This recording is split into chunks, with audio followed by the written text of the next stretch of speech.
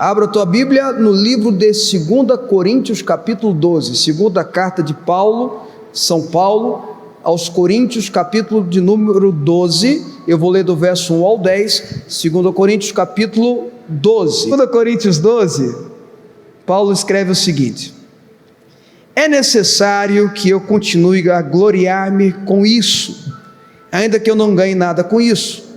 Passarei as visões e revelações do Senhor. Conheço um homem que em Cristo, que há 14 anos foi arrebatado ao terceiro céu. Se foi no corpo ou fora do corpo, não sei, Deus o sabe. Eu estou lendo na NVI. E sei que esse homem, se no corpo ou fora do corpo, não sei, mas Deus o sabe, foi arrebatado ao paraíso e ouviu coisas indizíveis, coisas que ao homem não é permitido falar. Nesse homem me gloriarei, mas não em mim mesmo, a não ser em minhas fraquezas. Mesmo que eu preferisse gloriar-me, não seria insensato, porque estaria falando a verdade. Evito fazer isso para que ninguém pense ao meu respeito mais do que em mim vê ou de mim ouve. Verso 7. Para impedir que eu me exaltasse por causa da grandeza dessa revelação, ou dessas revelações, foi-me dado um espinho na carne, um mensageiro de Satanás para me atormentar. 3 vezes roguei ao Senhor que tirasse de mim, mas ele me disse: minha graça é suficiente, ou em outras traduções, minha graça te basta. Minha graça é suficiente para você, pois o meu poder se aperfeiçoa na fraqueza. Portanto, eu me gloriarei ainda mais alegremente em minhas fraquezas, para que o poder de Cristo repouse em mim. Por isso, por amor de Cristo, regozijo-me nas fraquezas, nos insultos, nas necessidades, nas perseguições, nas angústias, pois quando sou fraco, é que eu sou forte. Diga comigo, glória a Deus, pela palavra de Deus. Irmãos, declara comigo esse final, essa última frase de novo, com toda a sua fé, com todo o coração cheio de Deus. Levanta as suas 2 mãos e diz: pois quando sou fraco, em Cristo Jesus, é que eu sou forte. Glória a Deus, aleluia. Irmãos, Paulo aqui fala sobre algo nessa sua segunda carta aos Coríntios, pelo menos a segunda carta registrada. Já se sabe que ele escreveu uma carta anterior à primeira carta de Coríntios, no próprio texto a gente vê isso, mas nessa segunda carta registrada na Bíblia de Paulo aos Coríntios, ele registra que sobre a vida dele, sobre a vida do apóstolo Paulo, havia algo que ele chamou de espinho na carne. Quando você pega o original, o termo que é usado para espinho na carne é o mesmo usado para estaca de madeira, uma estaca. Paulo sentia que sobre o seu corpo, aquilo que estava acontecendo com ele era como uma estaca enfiada, talvez nas costas, que trazia sofrimento, trazia dor. Para Paulo fazer uma comparação como uma estaca, o espinho na carne, uma estaca enfiada nas costas ou no corpo, é porque ele sentia muita dor, muita humilhação, ele tinha um sentimento diferenciado, ruim, para com aquilo que ele sentia. E por que eu quis ler todo o texto? Para a gente entender o contexto. Jamais devemos interpretar textos bíblicos, seus contextos, para que a gente possa, de fato, ser abençoado com aquilo que a Bíblia quis nos trazer, aquilo que Deus quis nos ensinar. Paulo diz, e ele estava falando de si mesmo, desse texto de 2 Coríntios, capítulo 12, ele fala de si mesmo. Ele diz que há 14 anos antes de ele escrever essa carta, Deus o arrebatou aos céus, ao paraíso.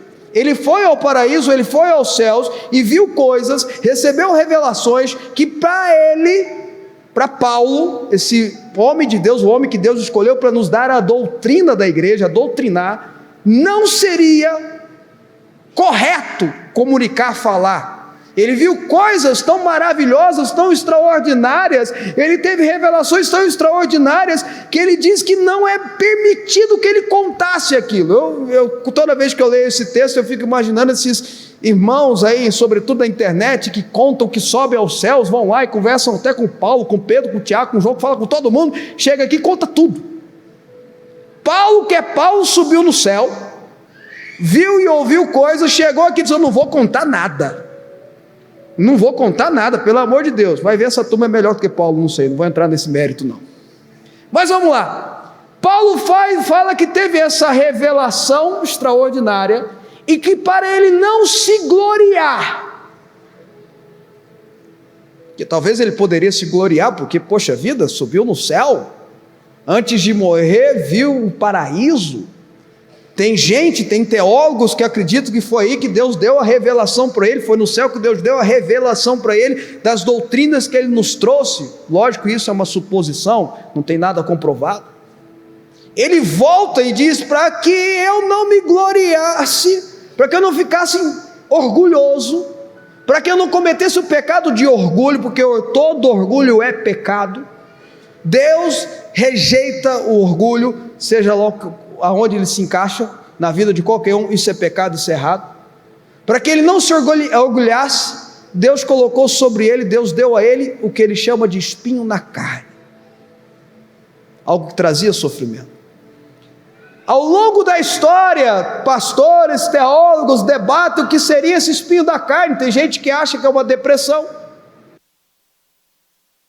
epilepsia, não sei de onde tira isso, mas tem gente que fala isso. Tem gente que fala que Paulo, ele estava falando de tentações da carne dele, usando outros textos que ele usa mesmo, dizendo que a carne combatia, né? O pecado tenazmente assediava ele. E tem gente que acha que era uma enfermidade, uma doença.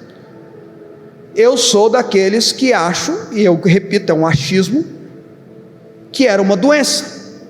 E eu faço isso porque a Bíblia interpreta a própria Bíblia. Vou repetir, a Bíblia interpreta a própria Bíblia. Você acha interpretações da Bíblia na Bíblia, amém? Amém? Eu faço essa suposição baseada nos textos de Paulo. Em Gálatas capítulo 4, ele diz aos irmãos de Gálatas que se fosse possível, eles tinham arrancado os seus próprios olhos, a expressão que ele usa é essa, para dar a Paulo. E que por causa de uma doença que ele estava sofrendo, é que ele pregou aos irmãos de Gálatas a primeira vez. E essa doença seria uma doença dos olhos. Eu suponho que seja uma doença que atacou os olhos de Paulo, ao ponto de alguma das suas cartas ele ter ditado, ele não ter escrito.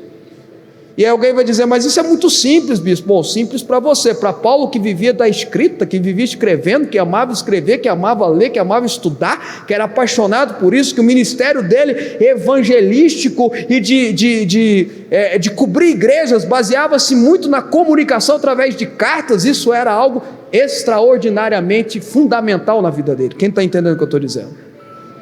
E esse homem de Deus, a Bíblia conta, ele descreve que por 3 vezes clamou a Deus que fosse curado, liberto, restaurado dessa estaca na sua carne.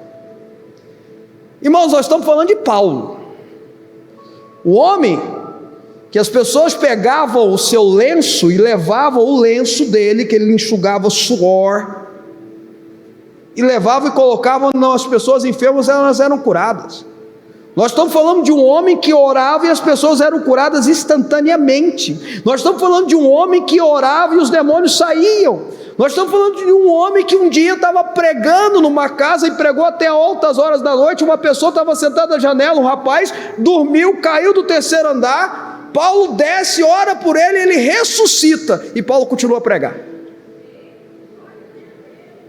Nós estamos falando desse homem que Deus ouvia as suas orações, Deus respondia às suas orações. E a Bíblia diz que Paulo ora a primeira vez, que ele fala 3 vezes, ele cita esse número 3 vezes, ele ora a primeira vez.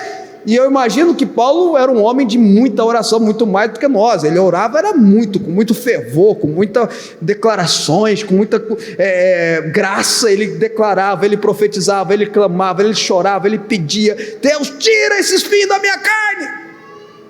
E nada.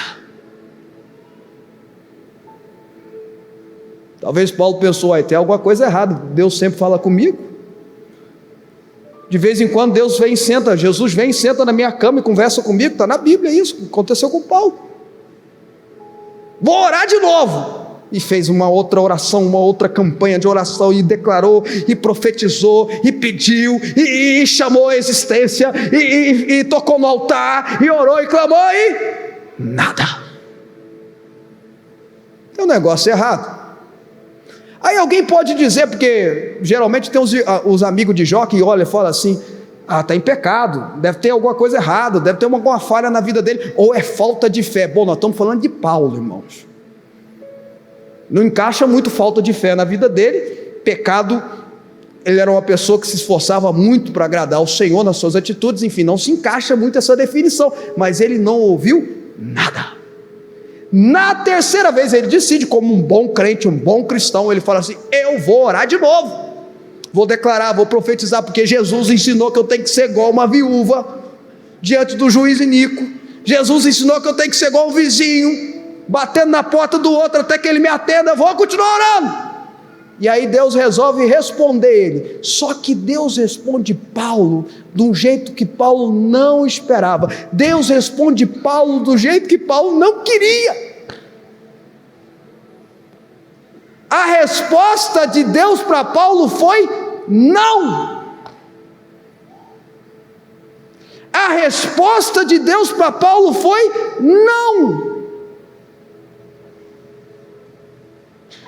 Não queria ser eu essa pessoa para dar essa notícia para você, mas eu estou na minha função episcopal e de pastoral e de pregador, e eu tenho que falar a verdade para você. Deus, de vez em quando, responde não. E eu queria que fosse de vez em quando, mas geralmente é muitas vezes. Ele responde não. E aí ele explica para Paulo, porque Deus é Deus de graça, e a graça dele ele explica com amor. Ele fala: eu vou dizer não, porque a minha graça te basta. Eu estou dizendo não para você, porque eu quero que a minha graça envolva a sua vida. Eu estou dizendo não para você, porque esse espinho na carne, não sei o que era, está fazendo você me buscar, está fazendo você se humilhar diante de mim, está fazendo você me clamar a mim, e isso está gerando em você a minha graça. A minha graça. Sabe, irmãos, foi a graça de Deus na vida de Paulo que fez Paulo ser quem ele era. Foi a graça de Deus na vida de Paulo que fez Paulo orar pelas pessoas e elas serem libertas dos demônios. Foi a graça de Deus na vida de Paulo que fez Paulo orar pelas pessoas e elas serem curadas. Foi a graça de Deus na vida de Paulo que fez ele ser o grande doutrinador da igreja, o grande pregador da igreja, o grande pregador da palavra. E foi o espinho na carne que fez Paulo buscar a Deus com intensidade, para que gerasse nele a graça de Deus. Mais importante do que a sua cura, eu não estou dizendo que Deus não te cura, Deus quer te curar, mas o projeto dele, o propósito dele, o plano dele para a sua vida é muito além de uma cura, é muito além de um milagre. O projeto dele, o propósito dele é que a graça dele te envolva e viva em você e através de você. Como eu disse, eu estou aqui na função de pregador, então eu tenho que pregar a palavra, eu tenho que falar a verdade para você. Deixa eu te contar um negócio para você, meus irmãos. Deus te cura de 3 formas. Vou contar para você. Deus cura as pessoas, eu estou falando de cura física, mas pode encaixar em outras áreas. Deus cura através de 3 formas. Primeiro, ele pode te curar milagrosamente você. E eu já vi, eu já presenciei. Sei que os pastores, os bispos aqui também, sei que você que já frequenta a igreja há um certo tempo já viu coisas inexplicáveis, coisas extraordinárias, coisas que a gente não tem como dizer que não foi Deus. Como Deus também usa o médico. Como Deus também usa o médico, o profissional da saúde, o hospital, o remédio, o tratamento, e é Ele que cura através dessas pessoas, é Ele que cura através do remédio.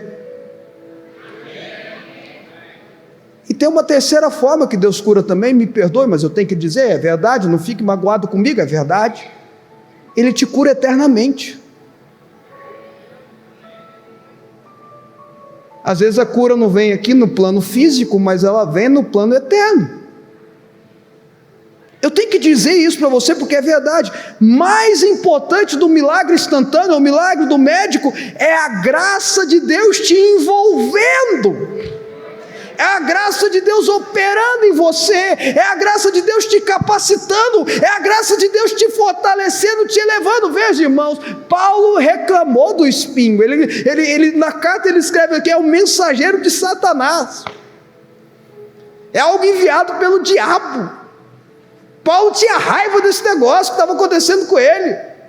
Isso mexia com Paulo, isso mexia com a hombridade de Paulo, isso mexia com a hombridade espiritual de Paulo. Ele chama de mensageiro de Satanás que está vindo me atormentar.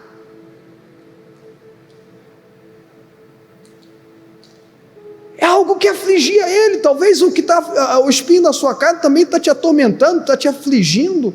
Talvez está deixando você humilhado. Não é físico, é emocional. Hoje em dia, eu tenho comigo que o diabo aprendeu uma forma de atormentar os irmãos da igreja evangélica, da igreja cristã, a igreja de Jesus, de uma forma diferenciada nos últimos dias, nesses últimos tempos. 20, 30 anos eu posso falar porque eu nasci em igreja, vivo em igreja desde sempre. Não conheço outro ambiente, né? Fui do céu ao inferno rápido, né, irmão? Misericórdia. Bom, quem entendeu, entenda. Amém. Voltando aqui. Cresci em igreja, vivo em igreja, sou pastor há mais de 20 anos, tem mais de 25 anos que eu prego, então eu sei o que eu estou falando. Tem gente, antigamente tinha muitas possessões demoníacas, em cultos, em celebrações, em reuniões. Não que elas não existam, elas continuam existindo, e por isso nós temos gente aqui que sabe como fazer. Mas hoje o diabo se tornou um especialista. Ele começa a oprimir as pessoas, porque para possuir a pessoa não pode ter o Espírito Santo dentro dela. Se ela tiver o Espírito Santo dentro dela, se ela tiver a casa protegida, o diabo não entra. Escutou? Satanás não pode tomar o seu corpo se Jesus estiver dentro de você.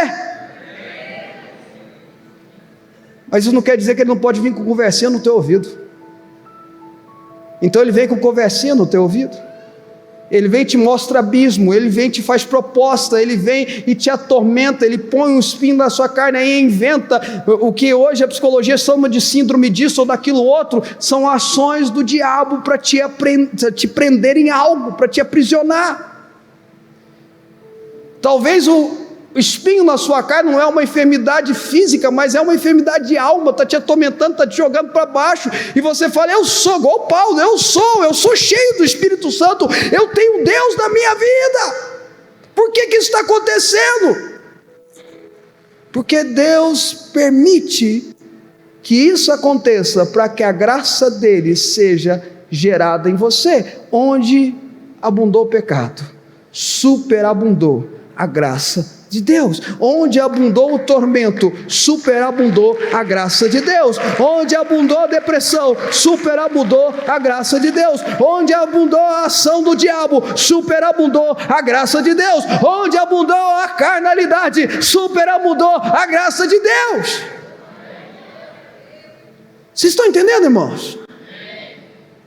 Mas Paulo entende, na hora que Paulo recebe essa mensagem direta de Deus na vida dele, a minha graça te basta, porque o meu poder, o aperfeiçoamento, e Paulo fala isso depois, o aperfeiçoamento de Jesus, o meu poder se aperfeiçoa na sua fraqueza, porque quando nós estamos na fraqueza, nós somos dependentes dele. É por isso que às vezes tem gente que eu sei que fica chateado comigo, mas eu falo aqui direto, nesse púlpito aqui direto, eu falo, gente, nós temos que agradecer e louvar a Deus pelas tribulações. A tribulação é o maior evangelista que existe. Os problemas são os maiores evangelistas que existem. Se eu perguntar aqui, eu garanto que metade veio para a igreja por causa de problema. Eu vou além, problema é o maior professor de oração que existe. Eu posso fazer um seminário de oração, usar todos os textos teológicos e todos os ensinamentos dos grandes teólogos e pregadores da história sobre oração para você, mas você não vai aprender a orar do jeito que você deveria. Agora, entra num problema para você ver. Vai fazer campanha de oração. Se sua vida está tudo de boa, no bom e do melhor, você até critica as campanhas. Lá vem campanha de Elias. Lá vem campanha disso, lá vem campanha da... não estou aguentando mais essa campanha. Outra, já inventaram outra. Josué, não sei o quê. Agora passa por problema. Eu quero a campanha de Elias, quero a campanha de Josué, quero de Moisés, de Abraão, inventa de Isaac também, que eu estou dentro, de Esther, Débora, o que for vier, eu estou dentro. Vocês estão entendendo, irmãos? A graça de Deus se aperfeiçoa na sua fraqueza. A graça de Deus se aperfeiçoa quando você está enfrentando lutas e tribulações. A graça de Deus se aperfeiçoa quando você está enfrentando batalhas, adversidades. A graça de Deus se aperfeiçoa quando você se torna totalmente dependente dele. Agora, passar por fraqueza, por provações, por tribulação, por adversidade, sem depender de Deus é burrice. Passar por lutas e adversidade e problema, falando assim, eu vou atrás de resolver do meu jeito, aí já é burrice. Agora, se depender de Deus, o poder de Deus na sua vida vai se aperfeiçoando na fraqueza. Aí alguém vai dizer assim, poxa bispo, então você está falando que eu vou ficar sofrendo pro resto da vida? Você não entendeu nada então. Você está dizendo então que eu vou passar por esse problema aqui pro resto da vida? Você vai dizer que eu vou passar por essa enfermidade, por essa luta, por essa batalha, por essa dificuldade financeira pro resto da vida? Então você não entendeu nada. Paulo diz, e a gente leu isso, que quando ele é fraco, em Cristo Jesus é aí que ele se torna forte. Nós estamos falando de uma força, não é humana, é uma força espiritual. Não é uma força natural, uma força sobrenatural. Estou falando da força de Deus nele. E Paulo, em Filipenses capítulo 4, verso 13, depois que ele elabora alguns problemas, ele diz, tudo posso naquele que me fortalece. A força que Paulo está dizendo que é gerada nele é aquela força que leva ele não só a suportar, mas a vencer todas as coisas que Deus quer que ele vença. Em Efésios capítulo 6, Paulo fala que ele se fortalece no Senhor, e após ele se fortalecer no Senhor, Efésios capítulo 6, ele está pronto para lutar através da armadura de Deus contra principado, potestades, dominadores deste mundo tenebroso e agentes da maldade. E aí ele começa a enumerar a armadura de Deus, capacete da salvação, a espada do Espírito.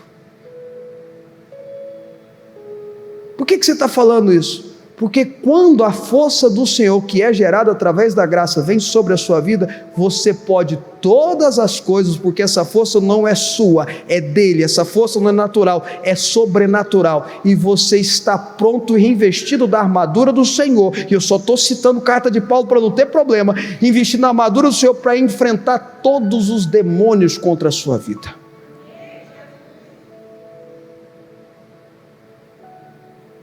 A graça te basta. A graça me basta.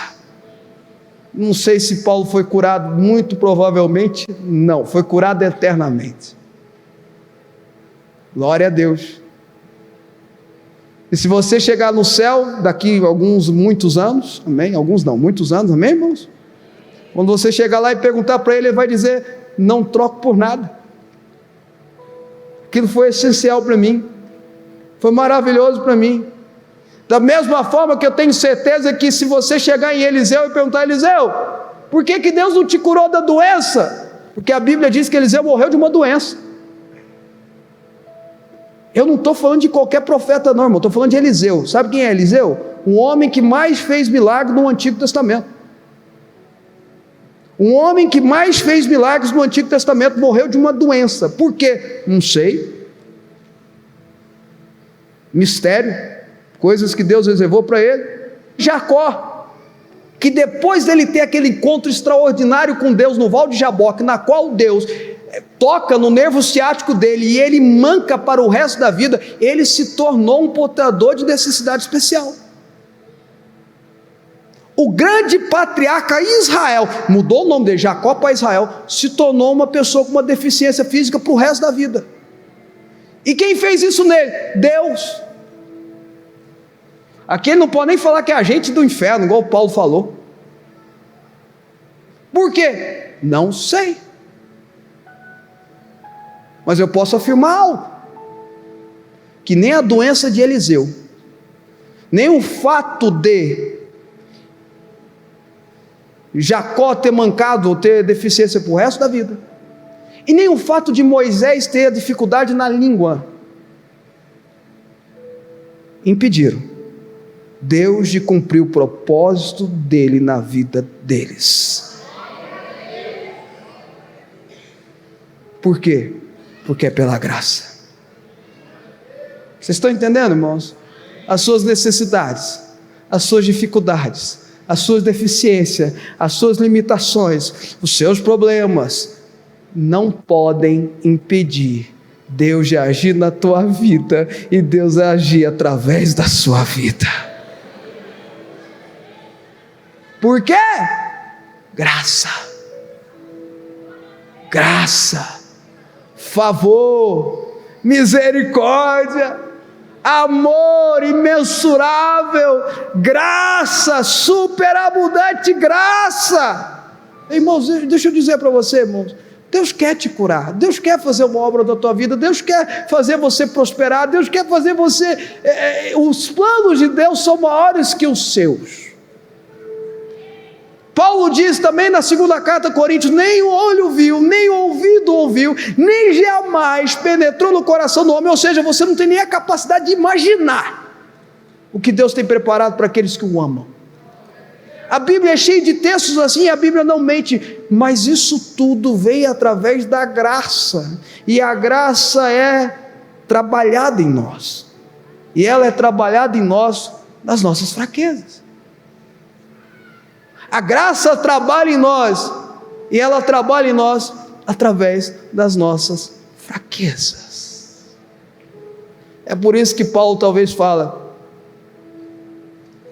um homem que foi chicoteado, que foi aprisionado, que foi perseguido pelos cristãos, foi perseguido pelos cristãos, tá? A Bíblia fala isso, perseguido pelos judeus, perseguido pelos romanos, foi perseguido por todo mundo, passou fome, frio, nudez, espada, passou por tudo que você imaginar. Ele fala, essa leve, momentânea tribulação produz, oh Deus, quase virei pentecostal aqui, produz peso de glória. Peso de glória. Alegre-se nisso. Tudo é pela graça. E amanhã, se acontecer um milagre na minha vida, é pela graça. E se fechar o negócio que vai fazer eu ficar milionário, é pela graça. E se eu encontrar o amor, quem é solteiro, o amor da minha vida, é pela graça. E se Deus restaurar meu casamento e eu ficar mais feliz ainda, é pela graça. É tudo pela graça. E ela se aperfeiçoa na sua fraqueza. Você me entende? Você me entende?